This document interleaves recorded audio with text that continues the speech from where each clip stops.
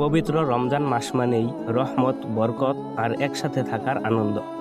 আজকের ভিডিওতে আমরা দেখাবো গ্রামের সুন্দর পরিবেশে বন্ধুদের সাথে একসাথে ইফতারের একটি ছোট্ট আয়োজন। দিনভরা রোজা রাখার পর ইফতারের মুহূর্তটা সবার কাছেই অনেক বিশেষ। আর যদি সেই ইফতার হয় নিজের বন্ধু আর ভাইদের সাথে, তাহলে আনন্দটা যেন কয়েক গুণ বেড়ে যায়। গ্রামের শান্ত পরিবেশ, চারদিকে সবুজ প্রকৃতি আর খোলা আকাশের নিচে আমরা সবাই মিলে আজকের এই আয়োজন করেছি।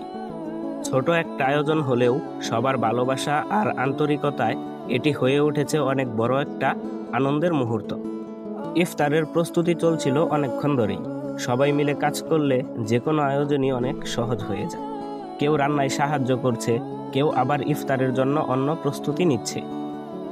রমজান আমাদের শুধু রোজা রাখতেই শেখায় না, বরং একে অপরের সাথে ভালোবাসা আর সৌহার্দ্য ভাগাভাগি করতেও শেখায়। এই মাস আমাদের ধৈর্য, সহানুভূতি আর একতার শিক্ষা দেয়। এই ধরনের ছোট ছোট মুহূর্তই জীবনের সবচেয়ে সুন্দর স্মৃতি হয়ে থাকে। বন্ধু আর ভাইদের সাথে বসে গল্প করা, একসাথে হাসি আনন্দ করা, সব মিলিয়ে সময়টা সত্যিই অনেক মূল্যবান। অবশেষে ইফতারের সময় ঘনিয়ে এলো। সবাই একসাথে বসে আল্লাহর কাছে দোয়া করলাম যেন তিনি আমাদের রোজা কবুল করেন এবং আমাদের জীবনে শান্তি ও বরকত দান করেন। এমন মুহূর্তগুলো আমাদের মনে করিয়ে দেয় সুখ খুব বড় কিছুর মধ্যে না, বরং ছোট ছোট ভালো মুহূর্তের মধ্যেই লুকিয়ে থাকে।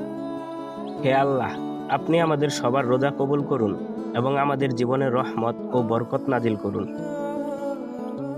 ভিডিওটি যদি আপনাদের ভালো লাগে তাহলে অবশ্যই লাইক, কমেন্ট এবং চ্যানেলটি সাবস্ক্রাইব করে পাশে থাকবেন। ধন্যবাদ সবাইকে।